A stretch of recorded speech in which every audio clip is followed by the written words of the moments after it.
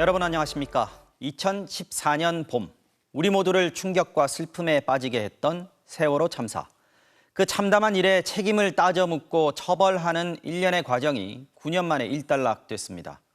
구조 실패 책임으로 재판에 넘겨진 당시 해경지휘부 11명에게 대법원이 최종적으로 무죄를 확정했습니다. 결국 구조를 못했다는 이유로 처벌받은 사람은 현장에 출동한 정장 1명이 전부입니다. 김지인 기자가 보도합니다. 지난 2014년 4월 16일. 승객들은 객실에서 대기하라는 안내 방송을 듣고 배 안에 머물렀습니다. 안 보입니다, 지금. 기울고 있는 배 안에 승객들이 있다고 해양경찰청까지 보고됐습니다. 탈출하라는 지시는 없었습니다. 이런 지상에 대기선 직원들이 안전장구를 갖추고 여기서 올라와가지고 승객들이 동의하지 않도록 안전시키기 바랍니다. 1, 2, 3정장에 보고가 있은 지 20분쯤 뒤에야 해경 본청 상황실은 선내에서 나오라고 지시했습니다. 대법원이 김석균 전 해경청장, 전 서해청장과 전 목포해양경찰서장 등 9명에게 무죄를 확정했습니다. 구조할 수 있었던 9시 50분까지 적극적인 구조나 탈출을 지시하지 않은 혐의에 대해 법원은 교심만으로 승객들이 배 안에 있다는 것까지 예상할 수 없었고 선장에게 퇴선 결정을 촉구하는 것 말고는 할 수 있는 것도 없었다고 판단했습니다. 책임자들이 몰랐다는 것, 왜 파악하지 않았는가, 왜 적극적인 조치를 취하지 않는가에 대한 질문을 던지고 책임을 물었어야 했습니다. 또 화물을 과적한 세월호가 예상보다 빠르게 침몰한 점도 무죄 판단의 근거가 됐습니다. 전 목포해양경찰서장 등이 퇴선을 지시했다며 허위 보고한 혐의만 유죄가 인정돼 집행유예가 확정됐습니다. 참사를 일으킨 세월호 이준석 선장은 2015년 무기징역이 확정됐습니다.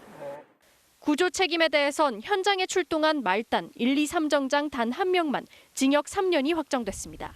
MBC 뉴스 김지인입니다. 당초 세월호 참사를 처음 수사했던 검찰은 해경지휘부를 재판에 넘기지도 않았습니다. 왜 그렇게 많은 희생이 있었는지 늦게라도 밝혀야 한다는 들끓는 여론으로 특별수사단이 꾸려져 재수사에 나선 뒤에야 해경지휘부는 법정에 세워졌습니다. 그렇게 무려 9년을 기다렸는데 결국엔 그들이 무죄라는 판결을 받아든 유족들. 여전히 오송과 이태원에서 참사가 반복돼도 책임을 묻지 못하게 됐다며 분노했습니다. 이유경 기자입니다. 지난 2014년 10월 세월호 참사 6개월 만에 이뤄진 검찰의 수사 결과 발표. 399명을 입건해 154명을 구속했습니다. 하지만 대부분 청해진 해운 등 해운 비리 연루자나 관제 업무 담당자들이었습니다. 부실구조 책임자로 사법 처리된 건 목포해경 1, 2, 3 정장 1명이었습니다. 이듬해 세월호 특별조사위원회, 문재인 정부 출범 뒤 2018년 다시 사회적 참사 특별조사위원회가 참사의 원인과 부실한 대응에 대해 거듭 조사를 벌였습니다.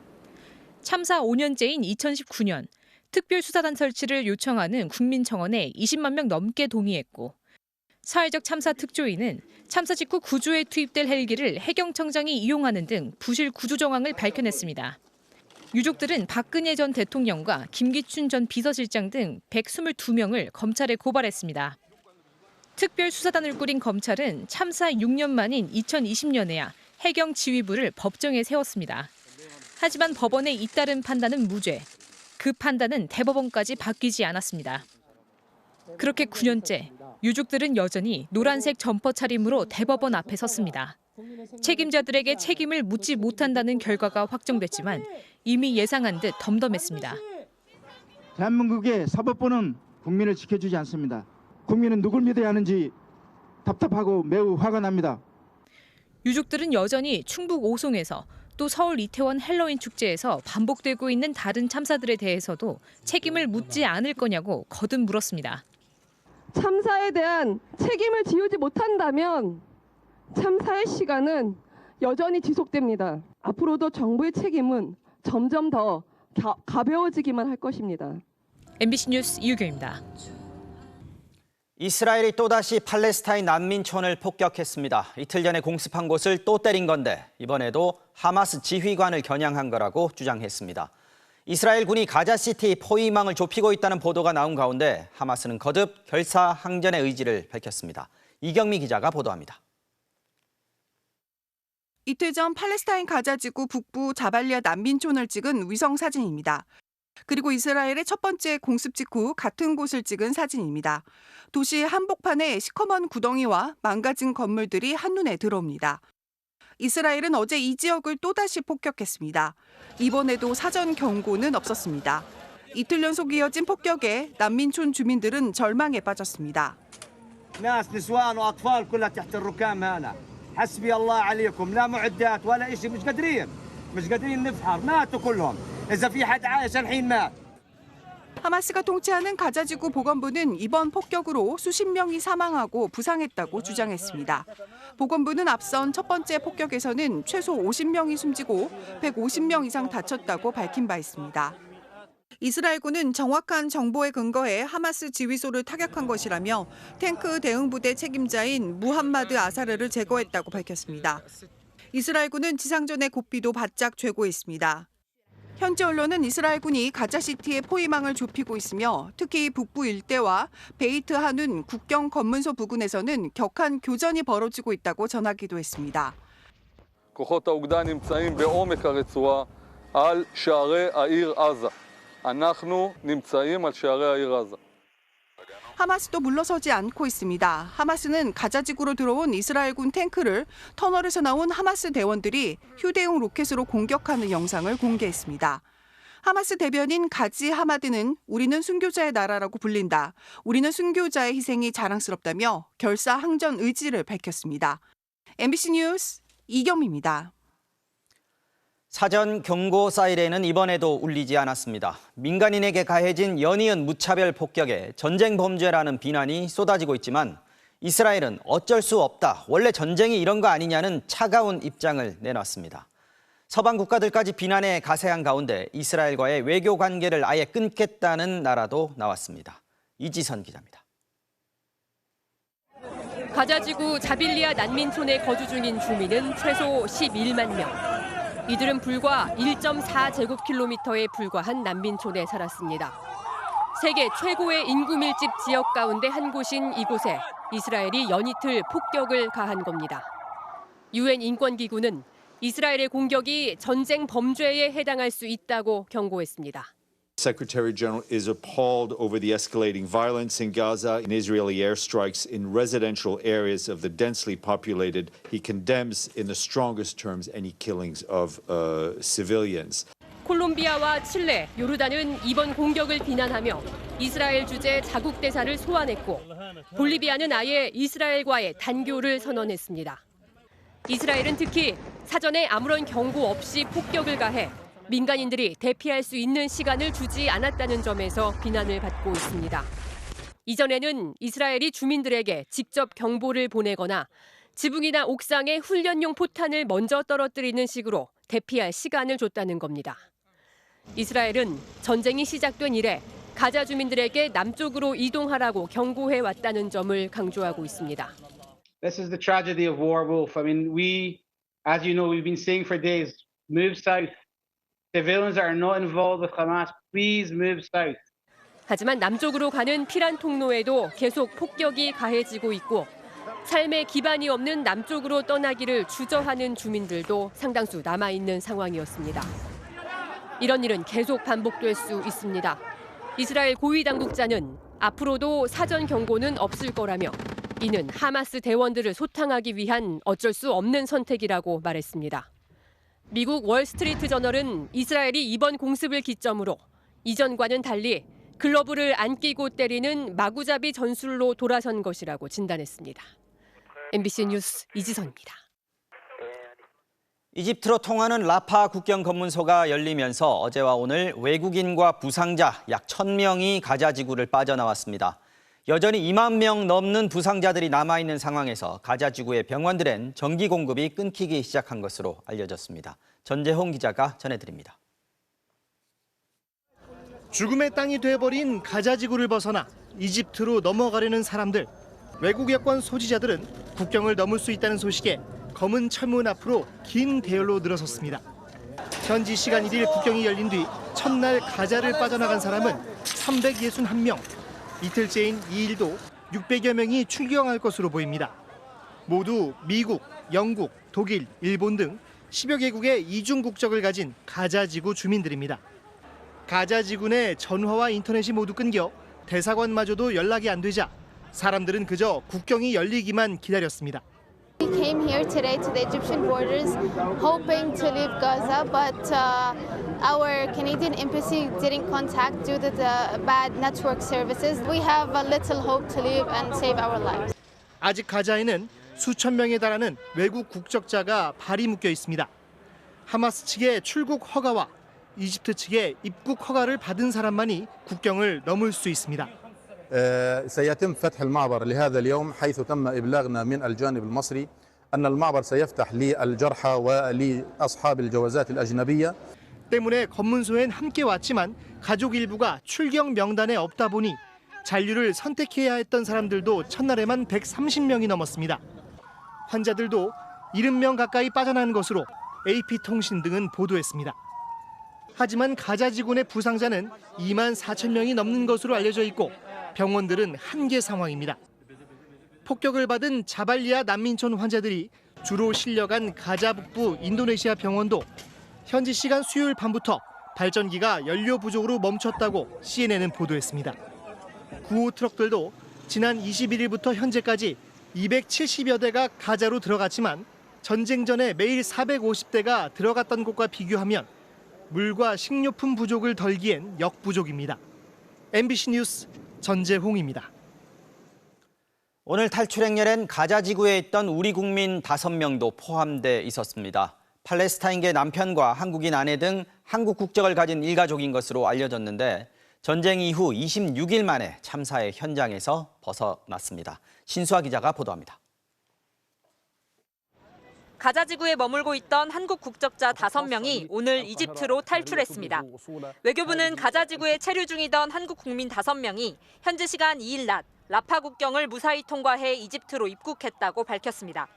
탈출한 한국 국적자는 모두 5명으로 40대 한국인 아내와 팔레스타인계 40대 남편, 이들의 자녀 3명 등 일가족인 것으로 알려졌습니다. 이 가족은 한국에서 살다가 수년 전 종교적인 이유로 팔레스타인으로 건너갔으며 전쟁이 시작된 뒤에는 피랑길에 올라 가자지구 남쪽에 머물렀던 것으로 전해졌습니다. 고등학생인 큰딸은 이번 전쟁이 시작된 뒤 SNS에 폭격 상황 등을 올리면서 전쟁의 참상을 알려왔습니다. 가자 남부 지역은 이스라엘이 주민들에게 대피를 통보한 뒤 공습이 격화되면서 심각한 위기 상황으로 전해지고 있습니다. 지금 남쪽으로 피신한 팔레스타인 가자 주민들의 인도주의적 위기가 또 심하고요. 왜냐하면 구호품이 그렇게 충분히 많이 들어가지 못하고. 우리 국민들이 가자 지구를 탈출한 건 전쟁이 시작된 뒤 26일 만으로 정부는 그동안 이들의 안전한 철수 대책을 강구해 왔습니다. 지금 피신 상태에 있습니다만은 상황을 보고 저희들이 바로 안전 대책을 강구하도록 하겠습니다.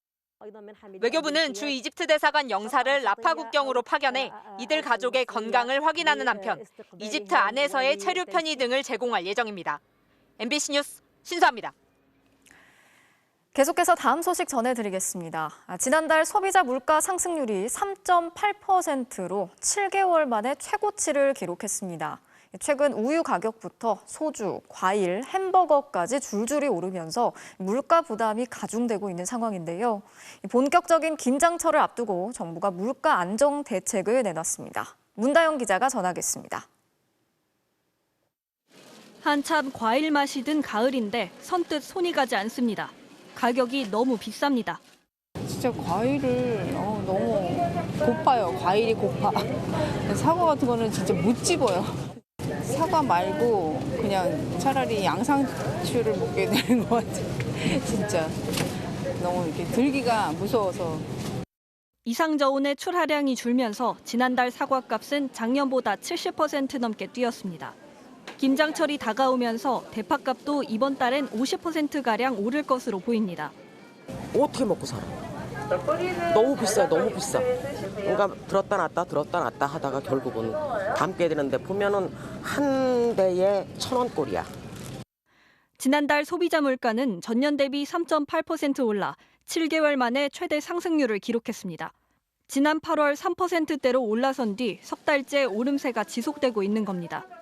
특히 채소를 비롯한 농산물 가격이 29개월 만에 가장 높은 상승률인 13.5%로 뛰어오르며 전체 물가를 끌어올렸습니다. 여기에 외식 물가도 줄줄이 오르고 있습니다. 맥도날드는 오늘부터 빅맥을 포함한 13개 메뉴 가격을 평균 3.7% 올렸습니다. 오비맥주와 하이트질로도 일부 소주와 맥주 제품 가격을 7% 올려 식당에서 먹는 소주 한 병이 7,000원이 될 거란 우려도 나옵니다. 무섭게 오르는 물가에 정부는 오늘 범부처 물가 안정 체계를 가동했습니다. 바나나와 망고 같은 수입 과일에 신규 할당 관세를 적용하고 커피와 코코아는 수입 부가가치세 면세, 김치 같은 가공식료품에 대한 부가세 면세를 2025년까지 연장합니다. 정부는 또 김장철의 가계 부담을 덜기 위해 총 245억 원을 투입하고 배추, 무 등 농산물 11,000톤과 천일염 10,000톤을 할인 가격에 공급하기로 했습니다. MBC 뉴스 문다영입니다. 자, 이렇게 장바구니 물가가 지속적으로 오르고 있는 상황에서 은행의 대출 금리도 고공행진을 이어가고 있죠. 독과점으로 앉아서 돈을 번다면서 대통령까지 나서서 은행들을 압박했는데 해법이 그리 간단하지가 않습니다. 박진준 기자가 취재했습니다. 경기도 의왕에서 10년 넘게 식당을 운영해온 조병진 씨. 식재료 가격에 인건비 상승, 최근에는 대출 이자가 금세 2배가 됐습니다. 한 3%? 4%? 그 정도에서 다 움직였었어요. 근데 지금 현재만 봐도 7%까지는 올라갔으니까요. 2배 이상은 올라갔다라고 봐야죠. 평균 연봉 1억 1,000만 원. 대출 이자를 올리면서 자신들은 성과급 잔치를 벌이는 금융권은 공공의 적이 된 모습입니다. 서민들의 고충을 듣는 자리에서 대통령은 이런 은행을 직접 압박하고 나섰습니다. 우리나라의 은행 과점 상태, 이것도 일종의 독과점이에요. 그러고 앉아서 돈을 벌고. 하지만 원인과 해법이 간단하지 않습니다. 한국의 은행권 가계부채는 685조 원, 급증한 부동산 관련 대출이 주요 원인이었습니다. 부동산 가격이 더 떨어져야 한다는 정부의 공식 입장과 달리 50년 장기 대출, DSR 예외 등 각종 대출을 열어줘 내려가던 부동산 가격을 떠받친 건 정부였습니다. 가계부채를 줄이려면 금리를 더 올려야 하는데 쉽지 않습니다. 해법은 딱히 없는 게 부동산 시장을 그렇다고 잡을 수도 없고 지금 잡았다간 PF 시장 난리 날 거고 금리가 안정된 수준에서 더 이상 시장 금리도 안 올라가는 이제 그런 걸 기대를 할 수밖에 없어요. 정부 입장에서 할 수 있는 건 없고. 기업 자율과 자유경제를 표방하는 정부가 독과점을 지적하는 것은 자연스러우면서도 시장의 원리 대신 대통령이 직접 나서는 모습은 한편 낯설기도 합니다. MBC 뉴스 박진준입니다. 지난 8월과 9월 소비자 물가가 3%대로 올라섰을 때도 정부는 10월이 되면 물가가 조금 잡힐 거라고 내다봤습니다. 하지만 각종 물가 안정 대책이 효과를 내지 못했고 정부가 제시했던 연간 물가 목표 달성도 어려워졌다는 평가가 나오고 있습니다. 이어서 배주한 기자가 취재했습니다. 지난 9월 소비자 물가 상승률이 3.7%를 찍자 정부는 10월 안정론을 내놨습니다. 계절적 요인이 완화되는 10월부터는 점차 다시 안정화될 것으로 예상됩니다. 그러나 결과는 달랐습니다. 배추와 대파, 사과 같은 농산물에 30%까지 가격 지원을 하는 등 각종 물가 안정책을 동원했지만 3.8%로 오히려 물가 상승폭이 커진 겁니다. 당초 예상보다 하락 속도가 더 완만할 것으로 예상됩니다. 물가가 잡히지 않는 건 국제유가 탓이 큽니다. 국제유가는 이스라엘과 하마스의 충돌로 중동 지역 정세가 불안해지면서 여전히 배럴당 90달러에 육박하고 있습니다. 농산물 역시 이상 저온과 여름 폭우 등으로 수확량이 줄어들며 물가 상승을 주도하는 중입니다. 공산품, 서비스 물가 등 대부분의 품목들도 전반적으로 상승세입니다. 공공요금을 억제하고 그다음에 기업들로 하여금 소주값 올리지 말라고 막 푸시하고 이렇게 해서 되는 문제가 아니다. 몇몇 개 품목을 누른다고 해서 잡히는 문제가 아니다. 문제는 연말까지 전망도 밝지 않다는 겁니다. 작황 부진으로 토마토, 사과 같은 품목은 이번 달에도 가격 강세를 이어갈 것으로 보이고 높은 국제유가에 달러 강세 같은 변수도 여전합니다. 몇 번의 예측이 빗나간 정부는 물가가 확실히 잡힐 거라는 장담은 아직 못하고 있습니다. 국제유가나 환율이나 이런 공공요금 측면이 있기 때문에 그런 불확실성이 큰 부분이라고만 말씀드리겠습니다. 물가 관리가 안 되면 반대로 실질 소득은 상대적으로 감소되는 효과가 있습니다. 정부는 올해 연간 물가 상승률을 3.3%로 묶겠다는 새로운 목표를 내세웠지만 남은 2달 물가 잡기가 쉽지 않다는 점에서 이 목표도 사실상 불가능해졌다는 평가입니다. MBC 뉴스 배주환입니다. 네, 오늘 여성가족부 국정감사에서는 지난 여름 파행을 겪었던 잼버리 논란에 대한 질타가 쏟아졌습니다. 사의를 밝혔다가 장관직을 그대로 지키고 있는 김현숙 장관은 잼버리가 유종의 미를 거뒀다면서 재평가가 필요하다고 주장했습니다. 여가부 예산이 대거 삭감됐다는 지적에 대해서는 별 문제가 없다는 반응을 내놨습니다. 장슬기 기자가 취재했습니다. 여성가족부 국정감사의 시작은 새만금 잼버리 사태였습니다. 야당 의원들의 질타가 쏟아졌지만 김현숙 여성가족부 장관의 생각은 달랐습니다. 마지막에는 그 폐영식과 K-팝으로 저는 유종의 미를 거뒀다고 생각을 합니다.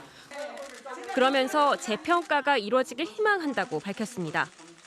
야당 의원들은 어이없다는 반응을 보였습니다. 마지막 날 K-팝 콘서트 개최해서 잼버리 성공했다고 정신승리하고 있는 중입니다. 지금. 특히 지난 8월 잼버리 파행을 질의하려던 상임위 회의 당시 의원들과 숨바꼭질을 벌인 소동에 대해서도 비판이 잇따랐습니다. 어떠한 책임도 지지 않고 도망치기에 급급했고 스스로 장관이기를 거부한 사람이 무슨 자격으로 국정감사에 참석하겠다는 겁니까? 이에 대해 김 장관은 도망이라는 표현이 지나치다며 오히려 야당 의원들이 사과할 일이라고 주장했습니다. 그런데 그날 있었던 사건은 일종의 폭력이라고 저는 생각이 되기 때문에 저희 대변인이 사과를 해야 되는 게 아니라 의원님들께서 그 부분에 대해서는 좀 표현을 해주시는 게 더 좋습니다. 그러면서 잼버리 파행의 책임은 조직위의 허위 보고 탓으로 돌렸습니다. 조직위에서 사무국에서 제가 오전 질의에 말씀드렸다시피 거의 허위 보고에 가까운 부실 보고를 받았기 때문에 여당 의원들은 전 정권과 전북도의 책임을 거론하며 김 장관을 거들었습니다. 문재인 정권과 전라북도가 멀쩡한 다른 새만금 매립지를 놔두고 난데없이 생갯벌을 잼버리 부지로 밀어붙였기 때문에 일어난 사단입니다. 특히 주무부처로서 여성 청소년 관련 예산을 줄줄이 삭감했다는 점을 여야 모두 지적했지만 김 장관은 별 문제가 없다고 답했습니다. 그 예산이 좀 삭감된 건 분명히 맞지만 청소년 활동을 더 강화해가는 방향으로 저희. 김 장관은 또 여성가족부 폐지에는 여전히 동의한다는 입장을 거듭 밝혔습니다. MBC 뉴스 장슬기입니다. 앞서 보신 것처럼 여성가족부는 잼버리 사태로 인해서 이미 사의를 표명했던 김현숙 장관이 임시로 자리를 지키고 있는 상황인데요. 대통령실은 후임 인선과 관련해서 딱히 어떤 입장도 밝히지 않고 있습니다. 이정은 기자가 전하겠습니다. 김현숙 여성가족부 장관은 지난 9월 잼버리 파행에 대한 책임을 지고 사의를 표했습니다. 이후 지명된 김행 전 장관 후보자는 주식 파킹 의혹, 성차별 발언 등으로 논란을 빚다 보궐선거 직후 사퇴했고 김 장관이 일단 자리를 유지하게 됐습니다. 실패했다, 부족했다 인정하시고 대통령에게 다시 한번 사퇴 의사 밝히시겠습니까? 저는 임명권자의 어떤 권한에 대해서 말씀드리기는 어렵고요. 김 장관은 최근 현장 시찰에 전념하고 있다고 했습니다. 그냥 직을 유지하면서 장관 월급만 꼬박꼬박 받아가는 장관을 어떤 국민도 저는 용납하지 못할 거라고 생각합니다. 이러는 사이 여가부 업무 축소에 대한 우려가 터져나왔습니다. 여성폭력, 양성평등, 청소년 사업과 관련한 내년도 예산을 올해보다 대폭 줄이기로 해 시민단체와 야당이 여가부 정상화를 촉구하고 나섰습니다. 성폭력 피해 지원을 오직 숫자로만 평가하고 재단한 결과가 예산 삭감이다. 과연 여성가족부의 예산 삭감이 진정 피해자를 보호하고 지원하는 것이라고 말할 수 있는지 묻지 않을 수 없다. 한편 윤석열 대통령은 어제 취임 후 처음으로 여당 지도부와 한 여성단체의 행사에 참석했습니다. 이제는 여성의 사회 참여가 단순히 양적으로 증가하는 것을 넘어서 주도적인 역할로 바뀌어야 합니다. 언뜻 총선을 앞두고 여성계를 달래려는 행보로 읽히지만 이 단체는 보수 성향으로 여가부 폐지를 반대했다 지난해 찬성으로 입장을 바꾼 곳입니다. 대통령실은 여가부 장관 후임 인선에 속도를 내진 않는 분위기입니다. 총선 출마가 예상되는 다른 부처 장차관들의 개각 시기가 돼야 윤곽이 드러날 전망인데 예산안 확정 이후 차관 체제를 유지하다 여당이 국회에서 다수를 차지하면 부처 폐지를 본격 추진할 거란 예상이 나옵니다. MBC 뉴스 이정은입니다.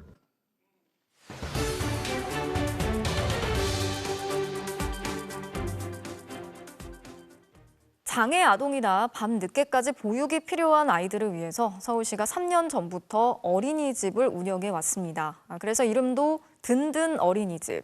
모두 7곳이 있었는데 최근 이곳들이 하나 둘 문을 닫기 시작했습니다. 어떤 사정인지 변윤재 기자가 집중 취재했습니다.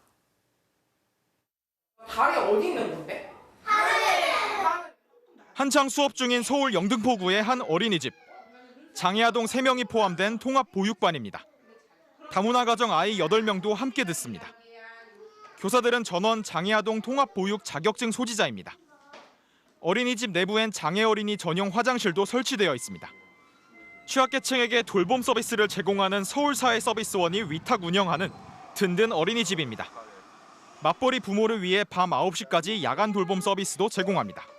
야간 보육 해주시는 거 그리고 장애아 보육해주시는 거 민간에서는 꺼려하는 보육이거든요. 근데 그걸 저희 어린이집이 나서서 감당을 해주고 있는 부분이 있는데 이게 바로 공공이 할 수 있는 일이잖아요. 3년째 운영 중인 든든 어린이집은 이곳을 포함해 서울에 모두 7곳. 그런데 지난 9월 문을 닫은 송파구를 시작으로 모두 폐원될 예정입니다. 서울시와 시의회가 운영 주체인 사회서비스원 예산을 대폭 삭감했기 때문입니다. 올해 예산으로 210억 원을 올렸지만 68억 원으로 3분의 1 토막 났고 148억 원으로 올린 내년 예산안도 서울시는 100억 원으로 깎았습니다. 서울사회서비스원 측은 든든 어린이집이 공공기관으로서 정체성이 미흡하고 민간에서 경쟁 대상으로 인식해 불편해한다는 겁니다. 점차 든든 어린이집 운영에 손을 떼고 민간에 하나둘 넘기고 있습니다. 서울시 측은 민간 운영을 해도 든든 어린이집의 보육 품질은 유지될 것이라고 설명했지만 학부모들은 크게 반발하고 있습니다. 정말로 장애통합보육반이 계속 운영이 될까? 이런 생각. 아이는 또 이제 어딜 찾아서 가야 되지? 막 적응할 것도 많이 걱정이 되고. 현장의 걱정과 불만이 큰데도 오세훈 서울시장은 여전히 약자와의 동행을 강조합니다. 어려운 상황임에도 불구하고 제가 늘 강조해왔던 이른바 약자와의 동행 예산은 그럼에도 불구하고 늘렸습니다. 예산 삭감 국민의힘 규탄한다. 서울사회서비스원 소속 교사 등 60여 명은 지난달 30일부터 파업에 들어갔습니다. 아이들을 놓고 그곳으로 나간다는 거는 진짜 보육교사로서 너무나 좀 마음이 슬픈 일이에요. 내가 있어야 될 자리는 여긴데 왜 우리를 그곳으로 내모는가. 이 와중에 정부는 서울 등 16개 시도 사회서비스원에 지원하는 내년도 국비 예산을 전액 삭감했습니다. MBC 뉴스 변은재입니다. 네, 오늘 전국적으로 11월이 맞나 싶은 날씨였죠. 경남 김해의 기온이 30도를 넘어서는 등 전국 곳곳에서 11월 기온으로 역대 최고를 기록했는데요. 이런 이례적인 고온 현상은 내일 비가 내리면서 잦아들 거라고 합니다. 주말에도 강풍과 함께 비 소식이 있는데 류현준 기자가 자세히 전해드리겠습니다. 노랗게 물든 낙엽이 수놓은 서울의 한 공원. 가을보다는 초여름 같은 날씨에 겉옷을 벗어늘거나 아예 반소매나 민소매 차림으로 다니는 사람들도 여럿 보입니다. 생각보다 너무 더워서 겉옷도 챙겨왔는데 지금 벗고 다니고 있고 땀도 흐르고 있어서.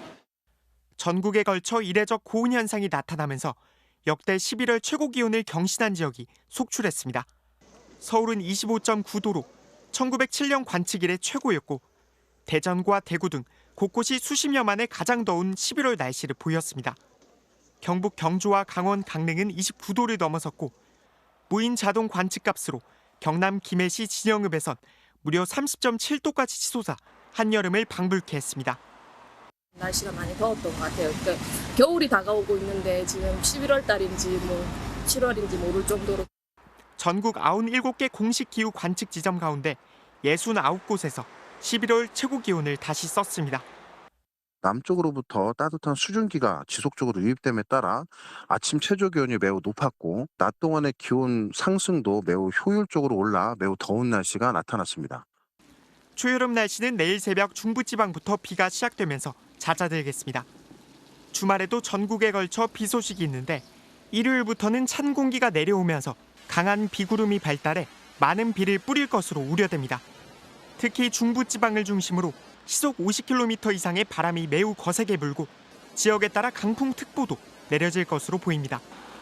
낙엽으로 배수로가 막힐 수 있고 농작물 관리와 선박 운행 등 안전사고 대비도 필요합니다. MBC 뉴스 류현준입니다. 국가인권위원회 김용원 상임위원이 오늘 직무유기 혐의로 공수처에 고발됐습니다. 고향의 명절 인사 현수막을 내걸고 휴가 내서 고향의 지역 축제에도 달려가면서 정작 자신이 맡은 인권위 소위원회는 석 달 넘게 열지 않고 있다는 이유에서입니다. 구나영 기자가 취재했습니다. 영도 다리야! 올라라! 지난달 13일 부산 영도의 한 지역 축제 개막식에서 내빈으로 소개받은 한 남성. 연가를 내고 고향 행사에 참석한 국가인권위원회 김용원 상임위원입니다. 앞서 추석을 즈음해선 얼굴과 직위가 선명한 명절 인사 현수막을 영도구 일대에 내걸기도 했습니다. 김 상임위원은 지난 1996년 15대 총선부터 고향인 이 지역에서 3차례 출마했습니다. 따라서 내년 총선을 앞두고 얼굴 알리기란 비판이 잇따르고 있습니다. 인권위 내부 게시판에는 시시한 인권위원은 던져버리고 영도구에서 국민의 머슴으로 새 출발하라며 꼬집는 글이 올라왔습니다. 사적 이익을 위해 위원회의 명칭이나 자신의 직위를 공표, 게시해선 안 된다는 인권위 공무원 행동강령을 인용한 댓글도 붙었습니다. 하지만 이 같은 비판 속에 김 상임위원이 맡고 있는 인권위 침해구제 1위원회는 지난 8월 1일 회의를 끝으로 사실상 문을 닫았습니다. 한 인권단체 관계자는 오늘 김 상임위원을 직무유기 혐의로 공수처에 고발했습니다. 지금 이제 90일이 넘게 이제 법에서 규정하고 있는 그 기간을 초과해가지고 직무를 지금 하고 있지 않잖아요. 이런 사안에 대해서는 좌시하면 안 되는. 김 상임위원은 취재진과의 통화에서 송도한 인권위원장이 합당한 나의 인사조치 요구를 거부하고 있어 소위 회의를 열 수 없다고 거듭 강조했습니다. 진정 사건이라고 하는 것은 기본권 침해보다는 훨씬 정도가 덜한 사건들에 관한 것이고 구제 절차에서 인정받지 못한 경우가 대부분이란 말이에요. 그거 몇 달 늦어지는 게 뭘 대수로운 일이에요. 정치적 행보 논란에 대해선 이런 일을 하는 사람이라고 고향 주민들에게 인사한 게 뭐가 문제냐면서도 목적에 대해선 말을 아꼈습니다. 그럼 혹시 현수막은 어떤 목적으로 다신 거예요? 목적까지 내가 왜 이야기를 하죠? 그래서 사생활에 관한 거잖아요. 차관급 상임위원회 돌출 언행이 인권위의 존립 근거마저 위협한다는 지적이 나옵니다. 인권과 헌법적 가치에 따라서 운영되는 게 맞습니다. 근데 최근 정당의 정치적 색깔 또는 명분을 좀 쫓아가는 듯한 모습을 보여주고 있고 그게 이제 인권위의 운영을 좀 어렵게 김 상임위원회 침해구제 1위원회에는 인권 침해 진정 218건이 잠들어 있습니다. MBC 뉴스 구나연입니다. 김승희 전 대통령실 의전비서관의 딸에게 학교폭력 피해를 당한 학생 측이 김 전 비서관을 상대로 손해배상 소송을 제기했습니다. 피의자 측은 돈을 받자는 게 아니라 가해 학생과의 신속한 분리를 위해서 불가피했다는 입장을 밝혔습니다. 이혜리 기자의 보도입니다. 초등학교 3학년생이 학교 안에서 리코더와 주먹을 휘둘러 2학년생에게 전치 9주의 중상을 입힌 사건. 피해 학생 측이 가해 학생 부모인 김승희 전 대통령실 의전비서관을 상대로 손해배상 소송을 제기한 사실이 뒤늦게 드러났습니다. 피해 학생 측은 배상보다는 피해자의 실질적 보호를 위해 소송이 불가피했다는 입장입니다. 지난 7월 10일과 17일 두 차례 폭행 뒤 2달이 지나 열린 학교폭력 대책심의 결과 가해 학생은 피해자와 학년이 다른데도 학급 교체 처분만 받았습니다. 피해 학생으로부터의 완전 분리가 가능한 강제 전학 조치는 기준인 16점에서 1점 모자란 15점에 그쳐 무산됐습니다. 폭행의 지속 여부를 평가하는 항목에서 4점 만점에 1점만 부여됐기 때문입니다. 강제 전학까지는 그 조처회가 어렵게 지금 사실은 진행이 돼 왔습니다. 어린아이들의 문제는 가급적이면 교육적 해결을 하자 하는 입장을 가지고 있습니다. 피해 학생 측은 현재 교육당국이 피해자만 벼랑 끝으로 내몰고 있다며 학폭위 결정에 대한 행정심판과 행정소송도 검토 중입니다.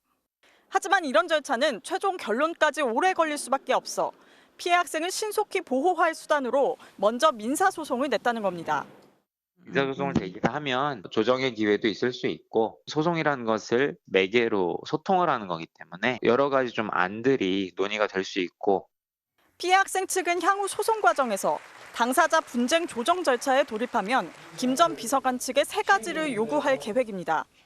가해 학생의 선제적인 전학 결정과 학교를 옮기기 전까지의 등교 중단, 이후 현 학교로의 복귀 금지 등입니다.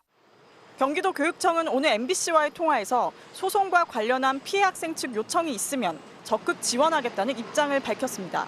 MBC 뉴스 이혜리입니다.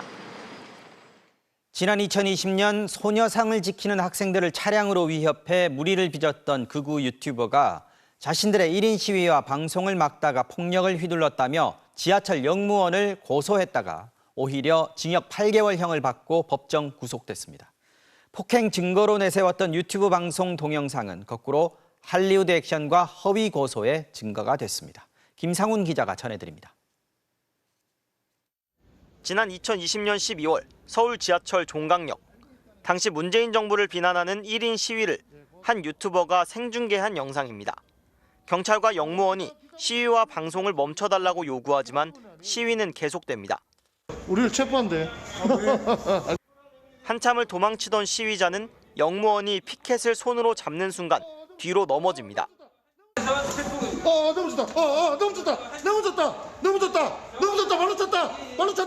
바로 찼다. 112 신고. 유튜버는 역무원의 폭행 현장을 촬영했다고 소리칩니다. 됐습니다. 우린 가겠습니다. 바로 고소하겠습니다. 발로 차는 거 확인 다 했습니다, 경찰이. 파출소에서 역무원을 고소했다며 생방송을 이어갔는데 정작 법정에 세워진 건 시위자와 유튜버였습니다. 폭행의 증거라던 영상이 허위 고소의 증거가 됐기 때문입니다. 법원은 건들기만 하면 넘어지겠다며 헐리우드 액션을 예고한 시위자가 접촉 없이 혼자 넘어진 게 확인됐는데도 이들은 여전히 역무원을 비난하고 있다며 2명에게 징역 8개월을 선고하고 법정 구속했습니다. 이 유튜버는 이 방송 5달 전 일본 대사관 앞 평화의 소녀상을 지키는 학생들을 차량으로 위협해 논란이 됐습니다. 와, 재밌다 진짜 여기. 문재인 전 대통령 퇴임 뒤에는 사저가 있는 평산마을에서 반년간 집회를 벌였습니다. 최근 서울 강서구청장 보궐선거에선 김태우 후보 캠프 홍보 특보로 활동했습니다. 구속 직전 윤석열 정권과 한동훈 장관을 도와달라는 입장문을 올린 이 유튜버는 1심 판결에 불복해 항소했습니다. MBC 뉴스 김상훈입니다. 5년 전 전남 여수 금오도 선착장에서 승용차가 바다에 빠져 차 안에 있던 40대 여성이 숨진 사건이 있었습니다. 이 사건이 주목받은 건 사고 직전 남편 혼자 차에서 내렸고 부인 명의로 거액의 보험이 있었기 때문입니다. 남편은 살인 혐의로 재판을 받았지만 무죄 판결을 받았고 곧바로 보험금 청구 소송에 나섰는데 결국 12억 원이 넘는 보험금을 받게 됐습니다. 김단비 기자의 보도입니다. 주변 도로를 향해 천천히 걸어가던 남성이 잠시 뒤 다시 나타나 바다 쪽으로 뛰어갑니다. 뒤이어 손전등을 든 또 다른 사람이 뒤따릅니다. 지난 2018년 마지막 날 밤 승용차가 바다로 추락해 차에 타고 있던 40대 여성이 숨졌습니다. 11시 7분에 집사람이 신고를 했어요. 두 번 했지. 각시가 빠졌으면 어서 건질라고 물이 튀더라 해야 될 건데 그대로 와서 물이 튕기니까 거라 물이 튕기니까 젖었다고. 그게 말이에요 뭐. 당시 검찰은 숨진 여성의 남편이 거액의 보험금을 노리고 일부러 차를 바다에 빠뜨렸다고 보고 살인 혐의로 기소했습니다. 변속기를 중립에 넣고 혼자 차에서 내렸고 사고 직전 아내 명의로 17억 원 상당의 보험이 여러 개 가입됐다는 점 등이 근거가 됐습니다. 1심은 무기징역을 선고했지만 2심과 대법원은 살인 혐의에 대해 무죄를 선고하고 교통사고 처리 특례법 위반 혐의만 인정했습니다. 살인 혐의를 벗은 남편은 곧바로 보험사 2곳 등을 상대로 보험금 청구 소송을 냈습니다. 1심은 여전히 고의성이 있다며 청구를 기각했지만 2심에서 뒤집혔고 오늘 대법원 판결에 따라 보험금 지급이 결정됐습니다. 남편은 보험금 12억 원과 약 2억 원가량의 지연이자까지 받게 됐습니다. 한편 지난 2014년 만삭의 캄보디아인 아내를 교통사고로 숨지게 한 의혹을 받았던 남편도 무죄가 확정된 이후 제기한 보험금 청구 소송에서 승소해 최대 90여억 원을 받을 것으로 예상됩니다. MBC 뉴스 김담입니다. 얼마 전 칭따오 맥주 중국 현지 공장에서 한 남성이 맥주 원료의 소변을 보는 영상이 공개돼 큰 파문이 일었는데요. 이 남성이 결국 중국 공안에 붙잡혀서 구금됐습니다. 윤상문 기자입니다. 중국 칭다오 맥주 공장. 작업복을 입은 한 남성이 어깨 높이의 가림막을 넘습니다. 주변을 살피더니 그 자리에서 바로 소변을 봅니다. 영상 속 장소가 맥주 원료인 메가 보관소라는 말이 나오면서 큰 파문이 일었습니다. 这个事儿我真的很无语啊！就是我感觉我受到了莫大的伤害跟侮辱，我是很久没遇到这么恶心的事儿了。 중국 당국 조사 결과 방뇨가 이뤄진 곳은 메가 운송 차량의 화물칸. 소변을 본 사람은 메가 하역 작업을 하는 노동자였던 것으로 드러났습니다. 영상을 인터넷에 올린 사람은 메가 운송 화물차 운전자였습니다. 하역 과정에서 소변을 본 작업자와 말다툼을 벌였는데 방뇨 장면을 보고는 홧김에 블랙박스에 찍힌 영상을 인터넷에 올린 것으로 조사됐습니다. 소변을 본 하역 작업자는 중국 공안에 의해 구금됐습니다.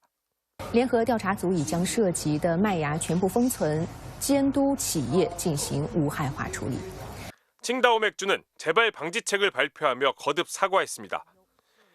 방뇨 영상 공개 직후 칭다오 맥주는 주가 하락으로 시가총액이 3천억 원 이상 증발하는 등 이미지에 큰 타격을 입었습니다. 해당 영상은 전 세계로 퍼져 글로벌 브랜드인 칭다오 맥주의 해외 수출에도 영향을 미칠 거란 전망까지 나옵니다. MBC 뉴스 윤상문입니다. 전 펜싱 국가대표 남현희 씨의 재혼 상대로 알려졌던 전청조 씨에게 사기 혐의로 구속영장이 신청됐습니다. 경찰이 지금까지 파악한 피해자가 15명, 피해액은 19억 원 규모인데요. 공범 의혹을 받는 남현희 씨는 나도 피해자라며 전 씨와의 대질 조사를 요구했습니다. 백승우 기자가 전해드립니다. 경찰이 오늘 전청조 씨에 대해 구속영장을 신청했습니다. 강연 등을 하면서 알게 된 사람들에게 투자금 명목에 돈을 받거나 대출을 받게 해 가로채려 한 혐의입니다. 고발인들은 중국 승마학교 건립이나 앱 개발 투자 등의 구실로 각각 수천만 원에서 억대의 돈을 뜯겼다고 주장합니다. 전 씨의 계좌와 투자 관련 단체 채팅방 등을 확인한 경찰은 지금까지 피해자가 15명, 피해액은 19억 원 규모로 파악하고 있습니다. 예상되는 범죄 이득액이 5억 원을 넘어 전 씨에게는 형법상 사기가 아닌 특정경제범죄 가중처벌법이 적용됐습니다. 전 씨는 혐의를 대부분 인정하는 걸로 알려졌습니다. 공범 의혹에 휩싸인 남현희 씨는 나도 속았고 피해자란 입장을 고수하고 있습니다. 전 씨를 명예훼손과 사기 혐의로 고소하면서 자신이 보관하던 전 씨의 또 다른 휴대폰과 노트북을 경찰에 제출하기도 했습니다. 이와 함께 거짓말 탐지기 사용을 요청하고 전 씨와 대질 조사를 받게 해달라며 결백을 적극 입증하겠다고 밝혔습니다. 가족 등 주변 지인들이 전 씨에게 투자한 사실을 몰랐고 주변에 투자를 권유한 적도 없다는 겁니다. 다만 올해 초 펜싱협회 관계자에게 30억 원을 기부할 사람이라며 전 씨를 소개한 사실은 인정했습니다. 당시 제안을 받았던 협회 관계자는 출처를 알 수 없는 돈은 받지 않겠다며 사양했던 것으로 확인됐습니다. 전청조 씨의 영장실질 심사는 내일 오후 진행될 예정입니다. MBC 뉴스 백수우입니다. 지난달 심장마비로 숨진 리커창 전 중국 총리의 장례식이 오늘 열렸습니다. 시진핑 주석을 비롯한 중국 최고 지도부가 모두 참석을 했는데 장례식이 열린 베이징에서는 반정부 시위에 대한 우려 때문인지 하루 종일 삼엄한 분위기였습니다. 베이징에서 이혜인 특파원이 전하겠습니다. 베이징 바바오산 혁명묘지, 커다란 영정사진 아래 붉은 공산당 깃발이 덮여 있는 리커창 전 총리의 시신이 놓여 있습니다. 지난달 27일 상하이에서 심장마비로 숨진 뒤 일주일 만에 열린 장례식. 시진핑 주석과 리창 총리를 비롯해 최고 지도부인 공산당 중앙정치국 상무위원들이 모두 참석했습니다. 리 전 총리의 정치적 후견자였던 후진타오 전 주석은 화합만 있을 뿐 모습을 보이지는 않았습니다. 前往送别，或以各种方式表示哀悼。 천안문 광장을 비롯한 주요 공공기관에는 리 전 총리를 추모하는 조기가 걸렸습니다. 하지만 추모 분위기가 반정부 움직임으로 번지는 것을 막으려는 듯 삼엄한 통제도 함께 이루어졌습니다. 천안문 광장 주변 지하철역들은 폐쇄돼 열차들이 무정차 통과했고 주변 도로도 일부는 막고 차량 통행을 통제했습니다. 그럼에도 일부 시민들은 바바오산 혁명묘지 입구에 모여 리 전 총리를 애도했습니다. 总理走好，总理走好。 집단 행동으로 번지는 것을 막기 위해 중국 당국은 리커창 전 총리에 대한 추모 움직임을 통제해왔습니다. 장례식 전까지 중국 관영 매체들이 다룬 리커창 전 총리 관련 기사는 사망했다는 부고 기사 외에는 없었습니다. 베이징에서 MBC 뉴스 이혜인입니다. 일본 도쿄 전력이 오늘부터 후쿠시마 원전 오염수의 3차 방류를 시작했습니다. 지난달 방사능 오염수가 유출되면서 작업자가 피폭된 사고의 처리를 두고 논란이 이어지고 있지만 일본 정부는 오염수 방류를 예정대로 마치겠다는 방침입니다. 도쿄에서 현영준 특파원이 취재했습니다. 오늘 오전 10시 21분부터 후쿠시마 원전 오염수 3차 방류가 시작됐습니다. 1차 방류에선 7,788톤, 2차 방류에선 7,810톤을 내보냈고 이번 3차 방류에서도 7,800톤을 바다로 흘려보낼 계획입니다.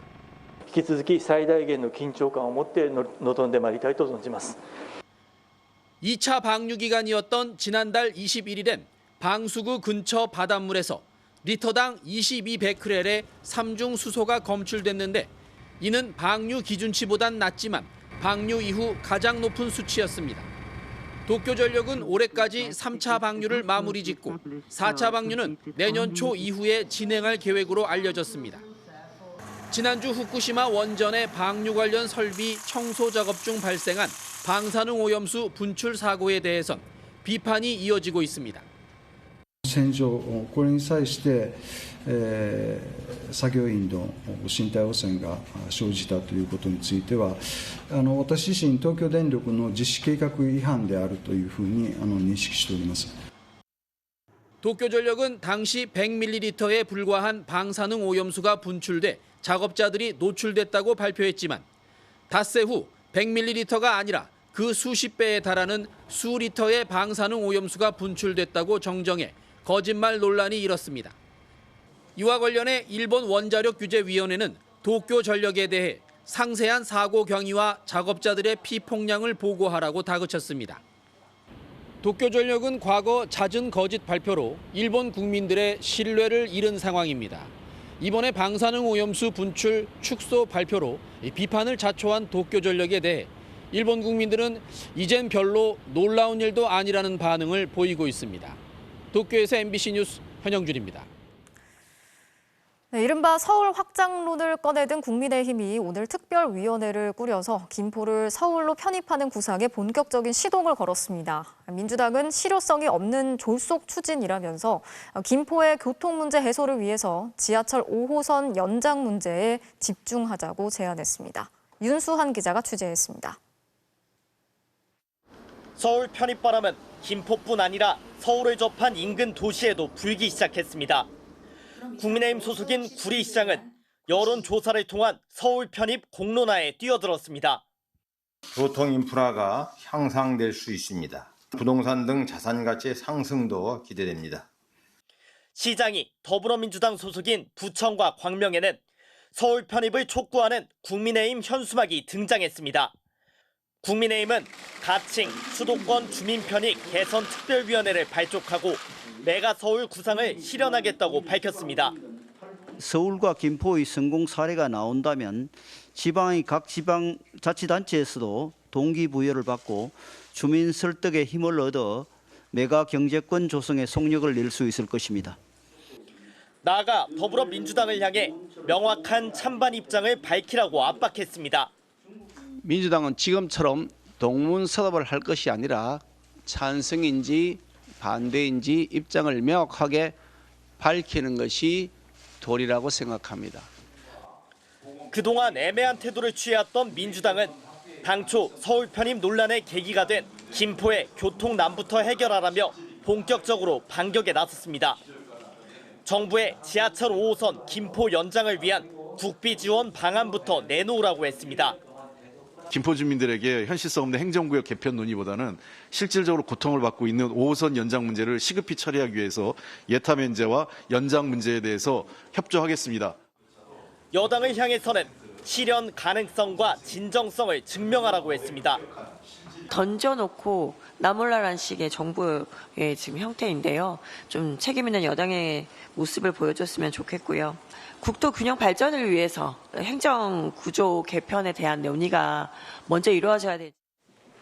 정의당도 여당이 제2의 뉴타운 광풍을 노리고 있지만 총선에서 약속할 수 있는 건 적극 추진 네 글자가 전부라며 비판에 가세했습니다. MBC 뉴스 윤수환입니다. 국민의힘이 혁신위원회 1호 제안을 받아들여서 이준석, 홍준표, 김재원 등 당원권이 정지됐던 인사 4명에 대한 징계를 취소했습니다. 대화합을 위한 조치라고 했지만 당사자 대부분은 냉랭한 반응을 보였습니다. 손하늘 기자가 취재했습니다.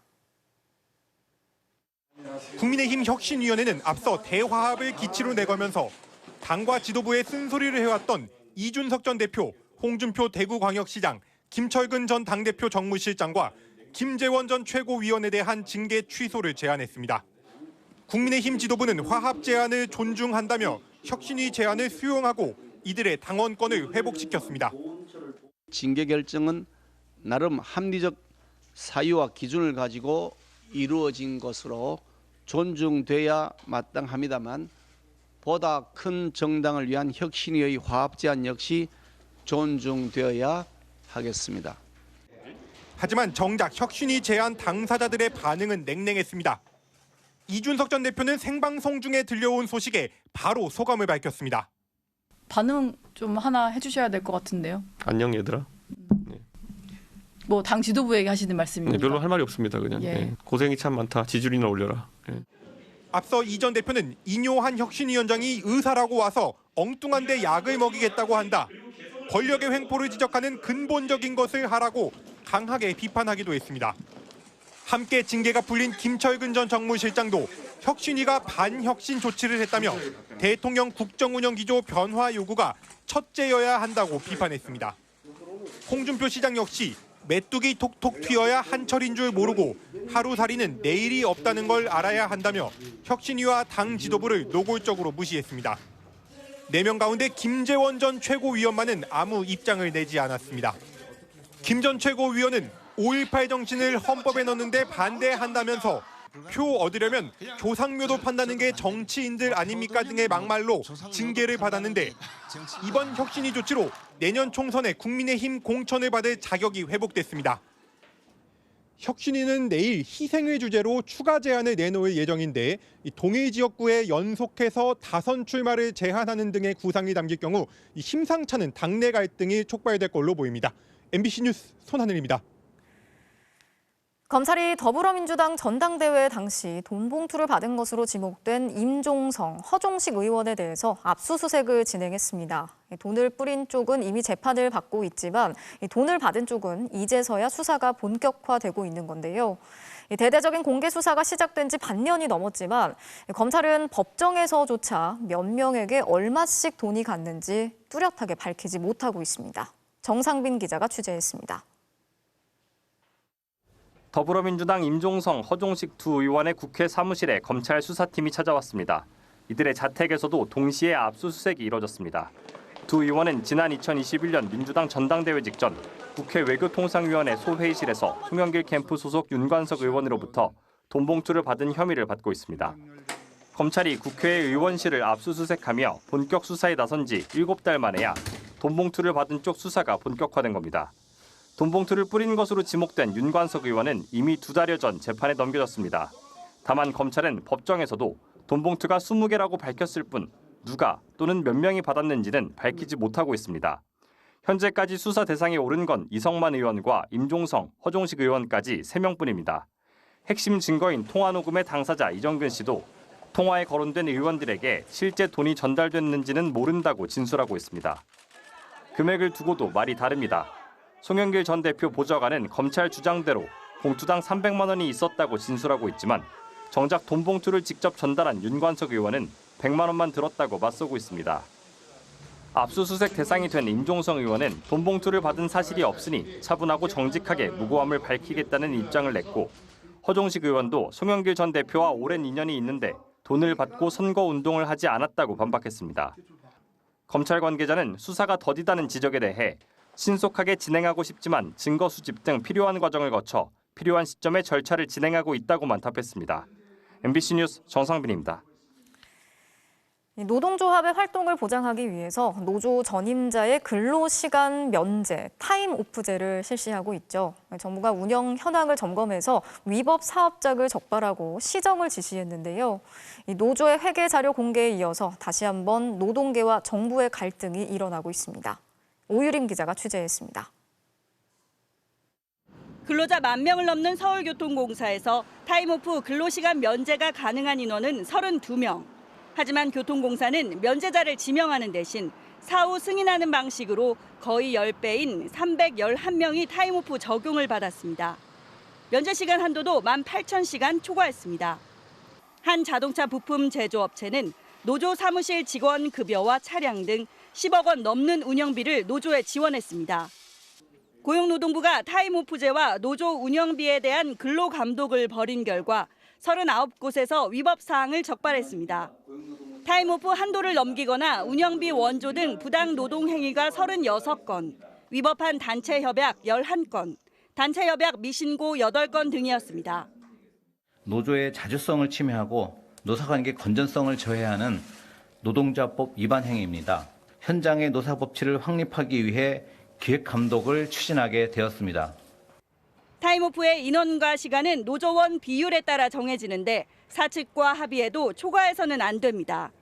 노조의 회계자료 공개에 이어 정부가 민감한 사안인 타임오프제까지 점검에 나서자 노동계는 즉각 반발했습니다. 한국노총은 정부가 노사 자유를 훼손하고 노사 갈등을 유발하고 있다고 비판했고, 민주노총은 조합원 수만을 기준으로 한 현행 근로시간 면제 한도는 비현실적이라고 주장했습니다. ILO는 노사가 자율적으로 노동조합 활동에 대해서 사용자의 급여 지급을 하도록 기준을 정하고 있습니다. 국제적인 기준과 맞지 않는 거죠. 노동부는 위법 사업장의 시정 지시를 내린 뒤 불응할 경우 과태료 부과 등의 조치를 내리고 공공기관의 경우 경영평가에도 반영하겠다고 밝혔습니다. 또 이번 62곳 조사에 이어 이번 달 말까지 140개 사업장에 대한 추가 근로감독을 이어갈 계획입니다. MBC 뉴스 오유림입니다.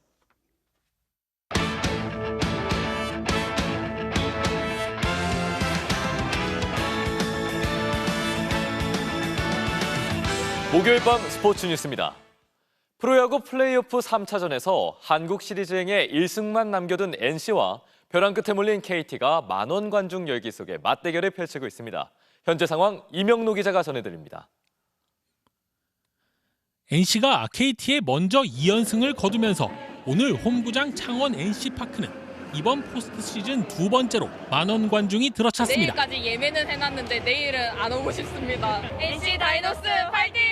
3연승으로 KS 진출해줄 거라고 분명히 믿습니다. KT리즈 파이팅!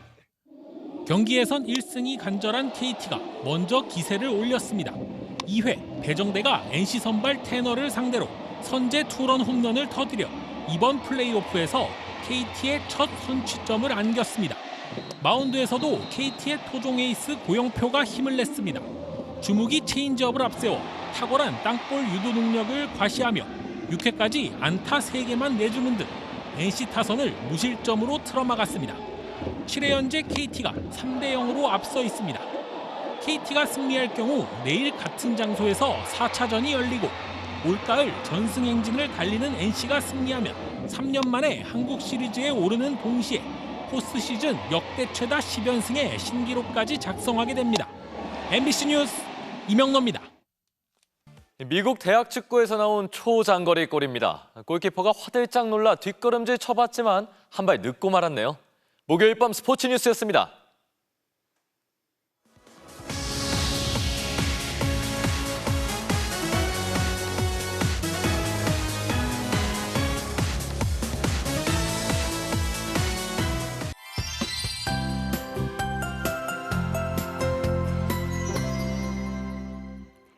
네, 오늘 서울은 116년 만에 가장 더웠던 11월이었습니다. 맑은 날씨에 따뜻한 남서풍이 고온 현상을 부추겼는데요.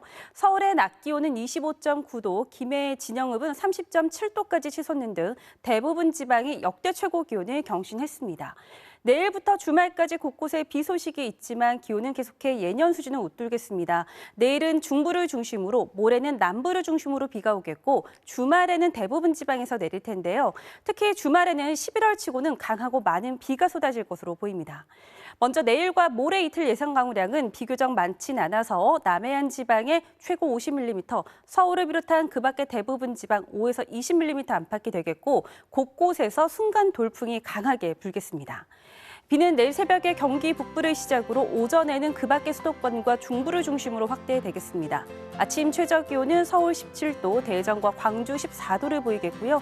낮에는 서울이 21도로 오늘보다는 낮아지겠고 남부 지방은 25도 안팎까지 오르겠습니다. 이 비가 그친 뒤에는 찬바람이 강해지면서 기온이 급격히 떨어질 전망입니다. 날씨였습니다. 목요일 뉴스데스크 마치겠습니다. 함께해 주신 여러분 고맙습니다.